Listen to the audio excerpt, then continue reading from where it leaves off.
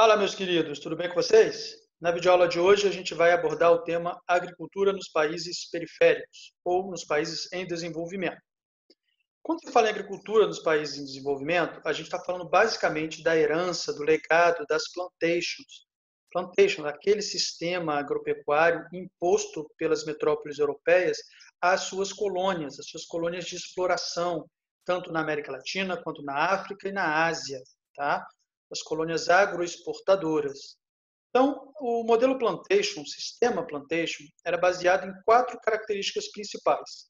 São elas: monocultura, ou seja, cultivo de uma coisa só, né, uma planta, um cultivo só, em grandes propriedades de terra, latifúndios, com uma relação de trabalho baseada na escravidão, e o destino da produção era o mercado externo, ou a exportação. Tá? Então, este era o modelo, este era a prática, o sistema agrícola imposto pelas metrópoles europeias às suas colônias, tá? Nesses continentes, América, especificamente América Latina, África e Ásia. Tá? Quando a gente falar do sistema plantation na atualidade, é óbvio que algumas coisas ali se modificaram. Por exemplo, a questão da escravidão. Né? Não existe mais a escravidão. Então, a gente vai falar de outras relações de trabalho no lugar da escravidão. Mas a gente vai abordar cada uma dessas quatro características. Vamos lá? Bom, tem o esqueminha aí do lado para vocês acompanharem. O que está em amarelo é o que está sendo falado no momento. Então, monocultura. Monocultura, como eu falei agora há pouco, é o cultivo de uma coisa só. E isso tende a levar ao esgotamento do solo, empobrecimento do solo. Porque se você planta somente uma coisa, vamos supor, soja, aquilo que a soja precisa, né, para se desenvolver, aqueles nutrientes, ela vai estar sempre tirando aqueles mesmos nutrientes do solo. Aí você colhe, depois planta soja de novo, aí colhe, planta de novo soja, colhe, planta soja de novo. Ou seja, esse ciclo repetitivo vai sugando esses nutrientes que a fisiologia da planta, né, no caso da soja, necessita. Então, com o tempo, o solo vai ficar pobre nesses nutrientes específicos. Tá? E isso acaba acarretando o processo de desmatamento, porque o camarada planta tanto ali, né, nesse sistema monocultor, que com o tempo o solo ficou mais empobrecido, o que ele faz? Ele pega um outro pedaço para plantar, ele desmata, ele retira a vegetação para poder criar novas áreas de plantio. E o desmatamento tem várias técnicas possíveis de desmatamento. Uma das mais conhecidas é a coivara. Coivara é a técnica de colocar fogo. É óbvio que isso é muito perigoso, né? Porque o fogo ele pode sair do seu controle. Você não tem garantias de que você vai queimar somente aquela área que você queria queimar, né? Tem várias outras técnicas. O correntão, por exemplo, é uma delas. Você amarra uma grande corrente entre dois tratores. Conforme os tratores vão avançando, a corrente no meio vai derrubando todas as árvores pelo caminho. Tá? Mas, enfim, independentemente da técnica, o desmatamento ele está muito associado ao chamado avanço da fronteira agrícola. Fronteira agrícola é o limite da área plantada. Né? Vamos pegar a fronteira agrícola brasileira. Atualmente, a fronteira agrícola brasileira está ali no centro-oeste barra norte, ou seja, avançando do Cerrado em direção à floresta amazônica. Tá? Então, essa é a fronteira agrícola que, como o nome sugere, o avanço, ela é dinâmica, ela é móvel. Tá? O Brasil é um grande produtor agrícola. Por quê? Porque nós temos condições naturais favoráveis para a prática agrícola e agropecuária. Quais são essas condições naturais? Primeiro, muito território disponível, né? É um país muito grande, dimensões continentais. Segundo, o clima tropical. O clima tropical, a principal característica dele, chamada de tropicalidade, é o fato de ter duas estações do ano muito bem definidas. São elas o verão, mais quente, mais chuvoso, e o inverno, mais frio e mais seco. Então, essa característica dá uma previsibilidade climática que a agricultura que é importante para a agricultura, né, para a prática agropecuária. Então, essa é outra característica natural do território brasileiro que torna o nosso país muito propício à prática agrícola. Outra questão são os solos. A gente não tem solos naturalmente muito férteis. Na verdade, a gente tem dois solos, dois tipos de solo, que são muito férteis de maneira natural. São eles o massapê, no litoral do Nordeste, lá na zona da Mata Nordestina, e a terra roxa, na região sul e um pedaço de São Paulo. Tá? No geral, os solos do Brasil são classificados como latossolo. E o latossolo ele não é muito fértil, mas ele também não é muito ruim para a agricultura. Ele é facilmente adaptável. Você faz algum processo de adubação, de correção química, de calinização, e você consegue corrigir esse solo e torná-lo apto à prática agrícola. Tá? Outra questão natural favorável, a diversidade hídrica. Nossa malha hídrica ela é muito densa, né? Então a gente tem muitos rios disponíveis, muita água para utilizar na nossa agricultura. Beleza? E a nova fronteira agrícola do Brasil é o chamado Matopiba. Matopiba são as iniciais para Maranhão, Tocantins, tá invertida a ordem, tá? É Maranhão, Tocantins, Piauí e Bahia. MA de Maranhão, TO de Tocantins, PI de Piauí e BA de Bahia. Tá? É a chamada nova fronteira agrícola, com produção focada muito na soja. Tem aí um mapa mostrando o Matopiba. Então, a mancha vermelha é essa nova fronteira agrícola. Ou seja, na verdade, é uma área de fronteira agrícola que está sendo ocupada agora, recentemente. Tá? Uma área de produção em plena expansão, principalmente relacionada ao cultivo de soja. Tá? Matopiba. Tem que saber localizar isso daí, tem que saber o significado da sigla. Beleza? Tranquilo aí? Vamos mudar então para o segundo item, latifúndio. Latifúndio, como eu falei agora há pouco, são grandes propriedades de terra. Tá? Isso está diretamente ligado à chamada concentração fundiária, ou concentração de terras. O que significa isso? Muita terra na mão de pouca gente. E o contrário, muita gente com pouca terra, ou sem terra para produzir. Tá? Concentração fundiária, então, processo de acumulação de terras. Beleza? E se você for pensar em concentração fundiária no Brasil, né, que é um país semi-periférico, no caso, em desenvolvimento, isso vem de bem longe, né? Vem da época da nossa colonização.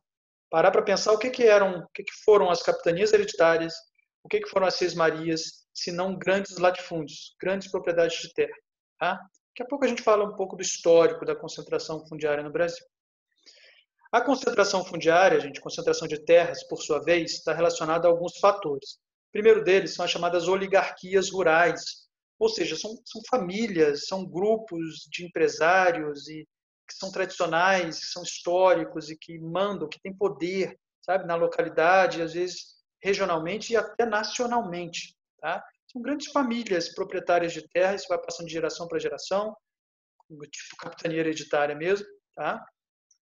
Concentração fundiária também está relacionada ao processo de especulação imobiliária, quando o mercado imobiliário age em parceria com o poder público, né, criando algumas estruturas ali, e terras que não eram muito valorizadas começam a valorizar. Então tem muito latifundiário, que é quem tem latifúndio, né, o proprietário de um latifúndio é chamado de latifundiário. Tem muito latifundiário que tem a terra, o latifúndio, e deixa lá, não produz nada, não faz nada.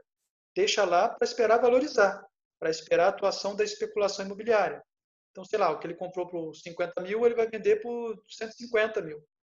Entendeu? Mais do que o dobro. Então, assim, especulação imobiliária. E, por fim, a grilagem de terras, que se refere à falsificação de documentos. Para você, o cara, o grileiro, né, assim chamado, ele invade uma terra que não é dele, pode ser uma terra pública, pode ser uma terra de reserva indígena ou de unidade de conservação, ou até mesmo de outra pessoa, e ele falsifica documento para tentar mostrar que aquela terra é dele, né, para justificar a presença dele ali. Esse nome grilagem é porque antigamente o processo de falsificação era feito da seguinte forma: a pessoa forjava lá uma escritura, né, que é o documento que dá a posse da terra, colocava numa caixa com grilo. E aí as fezes do grilo, né, envelheciam o papel, deixavam o papel meio amarelado, como se fosse um papel velho. Porque aí você pegava aquela escritura e falava, olha, tá aqui, ó, essa propriedade é minha aqui lá desde o século XIX, ó, olha o papel como é que é velho. Entendeu? É óbvio que hoje em dia isso acontece muito pouco. Hoje em dia o esquema é mais modernizado, mais tecnológico. Tem inclusive aí corrupção com cartórios, né, onde ficam registradas as escrituras, os documentos de posse. Tá? O fato é que a concentração fundiária e essas suas três características estão muito relacionadas ao poder político, à atuação política. Porque para garantir a posse, né, seja ela uma posse verdadeira ou por fruto de invasão, né, no caso da grilagem, E manter esse esquema é preciso ter uma atuação dentro do nosso sistema político. E aí a gente tem a chamada bancada ruralista, vocês já devem ter ouvido falar. Bancada ruralista é o conjunto de deputados e senadores que ou são representantes dessa elite fundiária e do agronegócio, ou eles foram financiados por essa elite, por esse agronegócio, por essas oligarquias, para se elegerem, e uma vez eleitos, eles vão representar os interesses de quem os elegeu, né? Ou seja, os interesses dessa oligarquia rural. Tá? Então vamos lá, bancada ruralista é o conjunto de deputados e senadores que tem atuação lá no Congresso, que ou eles são empresários do agronegócio mesmo e latifundiários, ou eles foram financiados por essas pessoas para, uma vez eleitos, representarem os interesses dessa galera. E do outro lado dessa corda aí, né, desse duelo, a gente tem movimentos sociais campesinos, como, por exemplo, o MST, Movimento dos Trabalhadores Rurais Sem Terra. Está aí o símbolozinho do MST. Galera, deixa um pouco o preconceito de lado, tá? O pré-conceito de lado, e vamos analisar o que é o MST. É um movimento campesino, um movimento rural, que luta por isso daqui, ó, chamada reforma agrária.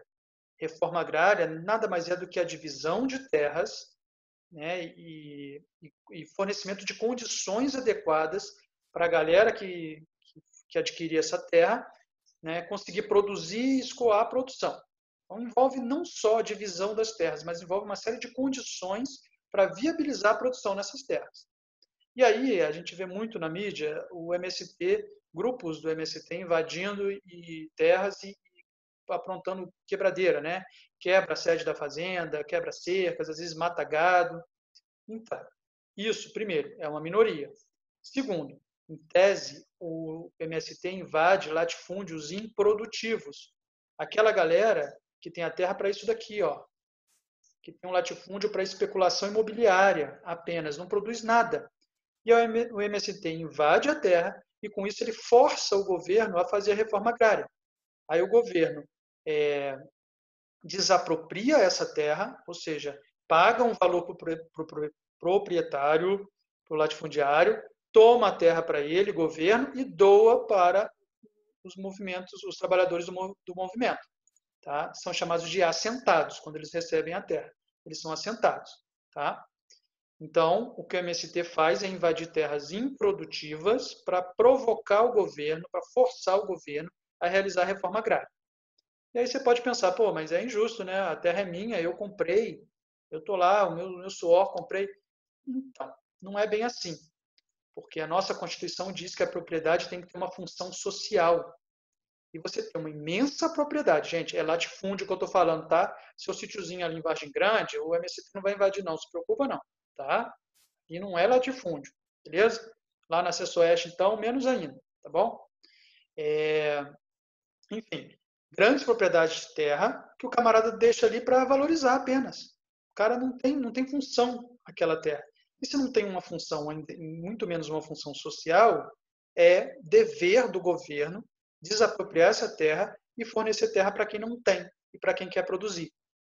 Um dado importante para vocês terem noção, o MST é hoje o maior produtor de arroz orgânico da América Latina. E nessa situação de pandemia que a gente vive, no momento que eu gravo essa videoaula, junho de 2020, o MST tem fornecido muitos alimentos a várias comunidades e a vários trabalhadores. Tá? Então tem uma atuação social importante. É óbvio que o movimento é passível de críticas, tá? E muitas. Um tempo atrás teve líder do MST sendo preso porque o cara se dizia sem terra, mas tinha apartamento e alugava apartamento e tudo mais. É óbvio que isso não é condizente com aquilo que o movimento prega. Tá? Enfim, reforma agrária está numa cor diferente aí, porque daqui a pouquinho a gente vai falar dela. Mas se o MST defende a reforma agrária, vocês podem imaginar quem é contra a reforma agrária, né? A bancada ruralista, que são os representantes do modelo do agronegócio, que por sua vez é um modelo que adota o sistema moderno da plantation, tá? A versão moderna da plantation, e as grandes oligarquias, o grande empresariado, os grandes conglomerados internacionais. Beleza? Vamos passar para o próximo? Escravidão. É óbvio que a escravidão não é mais permitida, né? Mas a gente tem outras relações de trabalho que podem entrar no lugar da escravidão. não é bem uma relação de trabalho, mas dá para a gente falar de mecanização, por exemplo. Tá? A mecanização, substituição da mão de obra humana por máquinas. Isso provoca o quê? Desemprego rural. Né? Pessoas que não têm emprego, não têm onde trabalhar, porque seu cargo, a sua função foi substituída por uma máquina. É o chamado desemprego estrutural, como uma tecnologia substitui uma função. Tá? O cara simplesmente perdeu o emprego. O que ele faz? Migra para a cidade, num movimento conhecido como o êxodo rural. O êxodo rural também é provocado pela concentração fundiária. Na verdade, são as duas coisas, né? A mecanização e a concentração fundiária. Por quê? Pensa bem, o camarada não é proprietário da terra, porque a terra está na mão de poucas pessoas lá, existem latifúndios, né? Então, o cara não é dono da terra, o cara é trabalhador. Quando ele perde o emprego por conta da mecanização, ele não tem nem a terra dele para produzir, ele vai fazer o quê? Vai para a cidade. Na cidade, ele acentua os problemas relacionados ao excesso de gente na cidade e a falta de preparo, de planejamento da cidade para receber esse fluxo migratório. E esses problemas se resumem em macrocefalia urbana. A gente abordou esse tema lá na aula de urbanização. Dá uma olhadinha lá, aqui, sei lá onde é que aparece esse negócio, aqui. Dá uma olhadinha na aula de urbanização, onde a gente trata desse tema da macrocefalia urbana. Beleza? Essa charge aqui, também apresentada na aula de urbanização, é interessante. Na parte de cima, ele faz um jogo de palavras aí, né? Enxadas paradas, embaixo, enxadas paradas. Enxadas paradas, na parte de cima, está mostrando a enxada, um instrumento de trabalho do trabalhador rural, do homem do campo. Parada, primeiro, pode ser por conta da mecanização e também por conta do latifúndio. Olha lá, tem uma plaquinha, uma cerca, uma imensa propriedade de terra, onde o cara não consegue trabalhar porque não é dele, é um latifúndio. E aí ele vai para a cidade, na cidade ele provoca um inchaço das cidades. Esse inchaço é chamado de macrocefalia. Tá? Então, vários problemas urbanos que se referem a essa macrocefalia urbana, a esse inchaço. Tranquilo?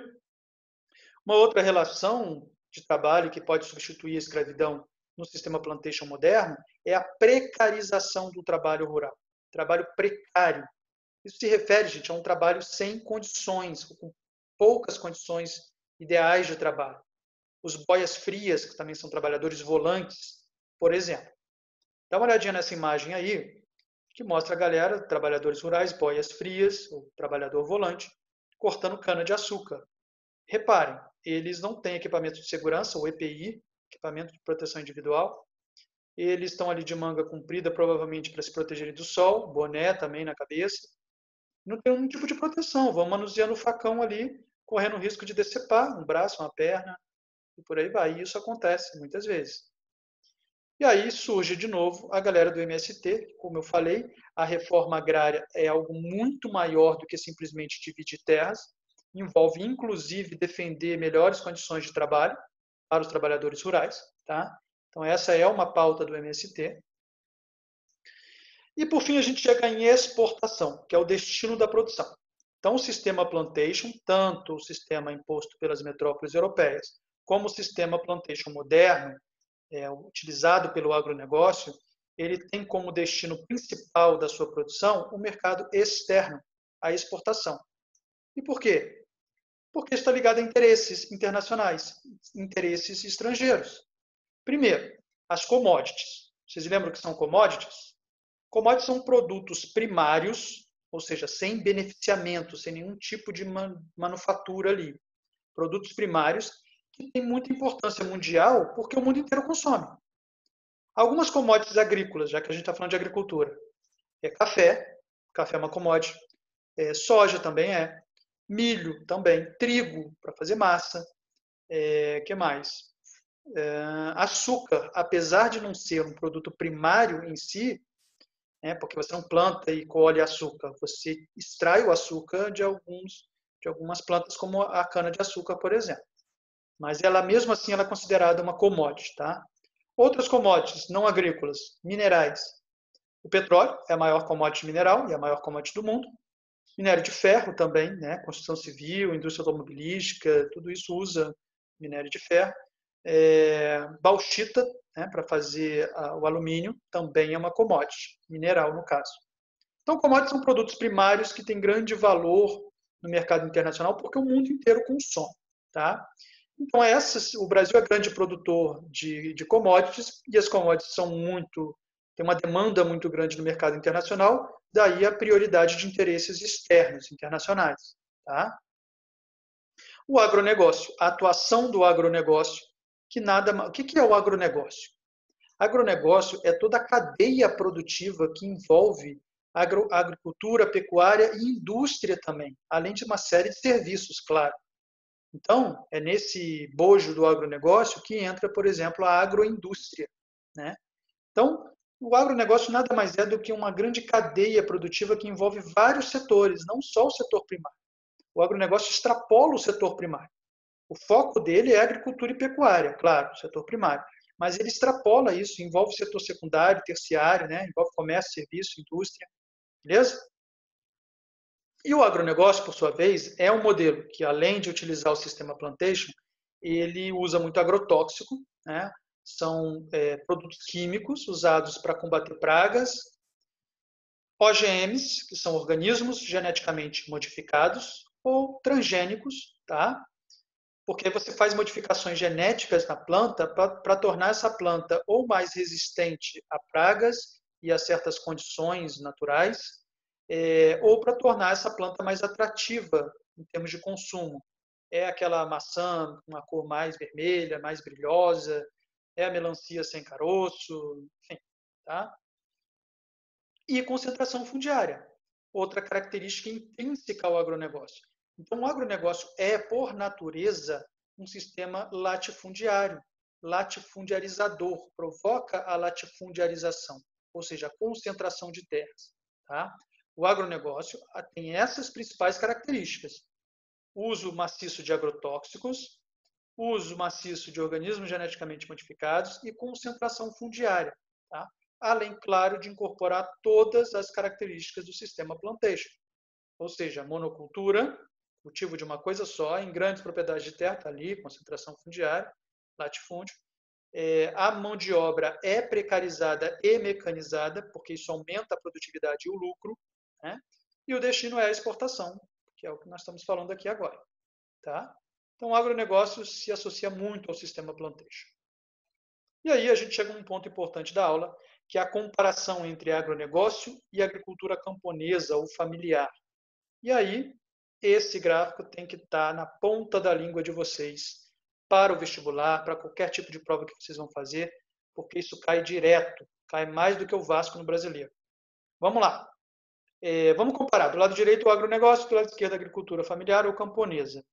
Reparem, o agronegócio, ele ocupa, vamos lá, de toda a mão de obra rural, de todos os trabalhadores que atuam no campo, somente 26% trabalham no agronegócio e 74% trabalham com a agricultura camponesa. Ou seja, a agricultura camponesa emprega muito mais mão de obra humana. Isso porque o agronegócio é mais mecanizado. Tá? Com relação à produção de comida, o agronegócio produz apenas 30% da comida, enquanto que a agricultura camponesa 70%. Ou seja, seu almoço, sua janta, seu lanche, provavelmente veio da agricultura camponesa. 70% de chance de ter vindo da agricultura camponesa. E por que isso? Porque o agronegócio produz muita matéria-prima e não comida. Produz matéria-prima para outras indústrias ou até para fazer ração para animal. Então, a produção de milho, soja, por exemplo, é muito utilizado para fazer ração e a ração alimentar pecuária, matéria-prima para pecuária. Além de algodão, por exemplo, para a indústria têxtil e por aí vai. Com relação à produção global, aí sim, o agronegócio tem uma produção muito maior, tá? Porque a produtividade é alta, porque ele é latifundiarizador, porque ele ocupa uma parte das terras. É a outra barrinha ali, ó, terras ocupadas. 76% das terras são ocupadas pelo agronegócio, enquanto somente 24% pela agricultura camponesa. Isso tudo se reflete no crédito, ou no subsídio, ou no incentivo governamental. Incentivo que o governo, que os políticos dão para um modelo e para outro modelo. 86% do crédito agrícola vai para o agronegócio e somente 14% para a agricultura camponesa. Então, olha que curioso.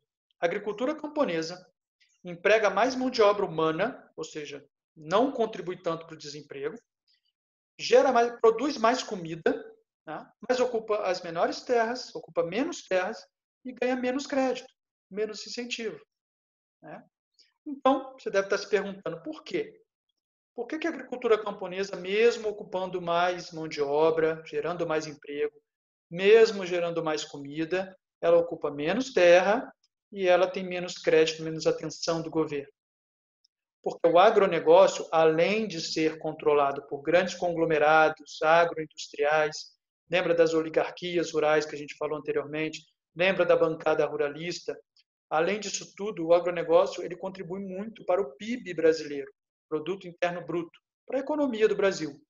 A gente viu agora há pouco que o Brasil é um país com características naturais favoráveis e é um grande produtor agropecuário. Costuma-se dizer, inclusive, que o Brasil é um país primário exportador, exporta produtos primários, seja da agricultura, da pecuária ou do extrativismo. Tá? Bom, e a reforma agrária? Agora sim a gente chega no ponto da reforma agrária. Primeiro, importante saber que a reforma agrária não é apenas distribuição de terras, ela também luta por melhores condições de trabalho e condições de produção e comércio. Não adianta nada o governo promover desapropriação, fazer a reforma agrária, assentar trabalhadores rurais e não garantir que eles consigam produzir, ou seja, créditos e tudo mais, e infraestrutura também, para escoar a produção, para levar essa produção para um centro de consumo. E a gente viu que os pequenos e médios produtores, da agricultura camponesa ou familiar, produz mais comida. Tá? Vamos dar uma breve analisada sobre a reforma agrária no mundo e no Brasil.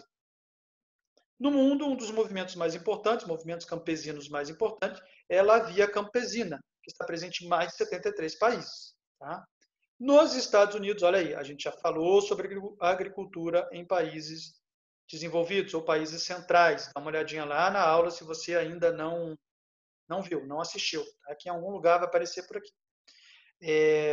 Os Estados Unidos, no final do século XIX, meados do século XIX, eles fizeram uma lei chamada Homestead Act. Se não me engano, foi Abraham Lincoln. Era quase uma política migratória, estava relacionada à política migratória. Né? Para atrair imigrantes, eles fizeram essa lei que criou pequenas e médias propriedades e a figura dos farmers, ou fazendeiros, que é o pequeno e médio produtor. Ou seja, os Estados Unidos têm uma estrutura fundiária ainda baseada na pequena e na média propriedade. E tem a agricultura mais produtiva do mundo. Né? Então, assim, é um tapa na cara daquela galera que fala assim, não, para ser produtivo precisa ser grande propriedade, precisa ser latifúndio. Não precisa. Né? Os países centrais, os países desenvolvidos mostram isso. Tudo bem, a gente falou naquela aula e eu repito aqui. Os Estados Unidos e vários países centrais, vários países desenvolvidos, têm sofrido com um processo recente de latifundiarização, ou seja, de perda gradual dessa característica de pequenas e médias propriedades e uma ampliação da concentração de terras, concentração fundiária, devido à atuação de grandes conglomerados agroindustriais. Tá? Mas esse é um movimento mais recente e, historicamente, esses países centrais têm a estrutura fundiária baseada em pequenas e médias propriedades. Tá? A França, por exemplo, a questão da reforma agrária na França vem desde a época da Revolução Francesa. Tá? Então, é algo presente da Revolução Francesa, a divisão justa das terras. E países socialistas que têm um sistema de cooperativismo, de coletivização de terras e atuação em cooperativas agrícolas. Isso tem casos aí, mundo afora, de grandes fracassos e sucessos. Né? Na China de Mao Tse-tung, a gente já estudou isso também, a coletivização das terras resultou em desemprego, em queda da produção de alimentos, e fome e morte de milhares de pessoas. Já em Israel, o modelo agrícola atual de Israel, você tem ali a formação dos kibbutz. Kibbutz nada mais são do que grandes fazendas comunitárias, coletivas, onde há uma divisão de tarefas, onde há uma priorização do mercado interno, baseado bem em princípios socialistas, o que é muito curioso, já que Israel é um dos nomes, um dos exemplos mundiais de capitalismo. Né? Mas, enfim, os países socialistas também tinham a reforma agrária como pauta. Tá? E no Brasil, a gente pode falar um pouco lá dos quilombos, né, que não deixa de ser uma luta territorial, né, por terras. Lembrando aqui um parêntese, a nossa abolição foi feita de uma maneira totalmente equivocada, né? Em outra oportunidade a gente fala sobre isso.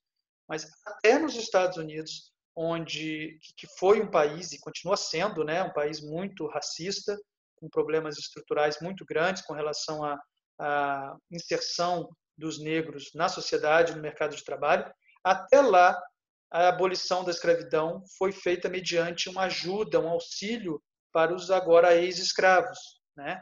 Assim que se libertou os escravos, eles receberam terras, receberam financiamentos. Aqui no Brasil não, tipo assim, o último país do Ocidente a abolir a escravidão e tipo se vira aí. Né? Agora você está livre, não é mais escravo, mas se vira aí. Pô, se vira aí como, né? Então, enfim, a lei de terras, 1850, século XIX, foi uma merda. Verdade é essa. Desculpa a palavrão aí, mas não tem outro jeito. Simplesmente confirmou a concentração fundiária que existia, né? Ratificou. Não teve mudanças na estrutura fundiária. Essa lei de terras foi uma porcaria.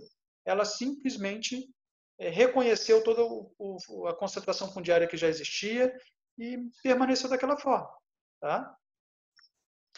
Os conflitos, vários conflitos no Brasil, tiveram como pano de fundo a questão fundiária.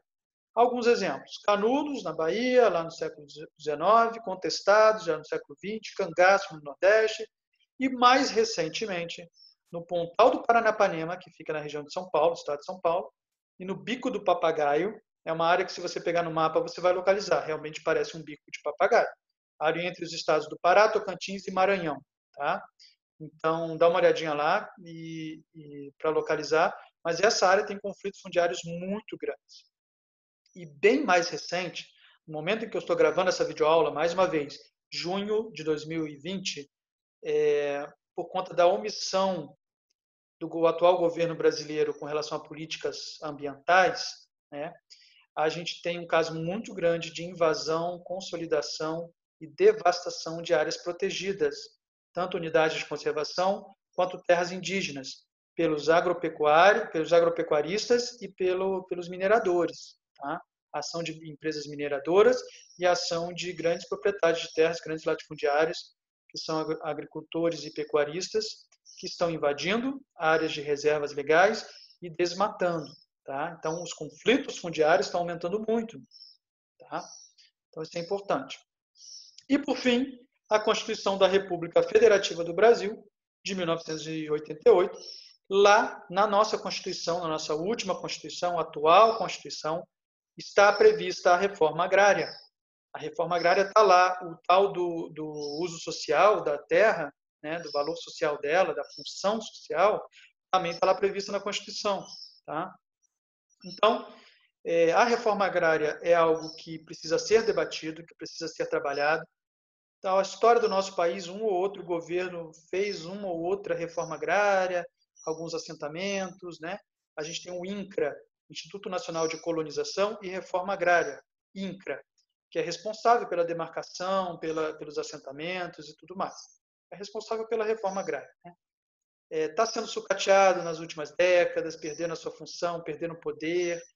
E isso é preocupante, né? Porque esse cenário de latifundiarização beneficia o agronegócio, os grandes produtores, e prejudica a agricultura camponesa, a agricultura familiar, que emprega mais, produz mais comida e geralmente impacta menos o meio ambiente, né? Usa mais técnicas orgânicas e agroflorestais. Beleza? Antes de terminar, eu queria dar 2 dicas para vocês. Primeiro é um filme chamado, um documentário chamado O Veneno Está na Mesa. Tem o 1, tem o 2. Assistam o 2, não é necessário ter assistido o 1 para assistir o 2, não é uma continuação. O 2 é apenas uma atualização do 1. Tá? Eu vou deixar o link para este documentário aqui na descrição deste episódio, desta videoaula. Este episódio é ótimo, dessa videoaula. Beleza? E a outra dica, eu esqueci qual que era. Esqueci a dica, então fica sem dica. Gente, é isso. Obrigado pela atenção, por assistir a videoaula. Qualquer dúvida, deixa aí nos comentários e até a próxima.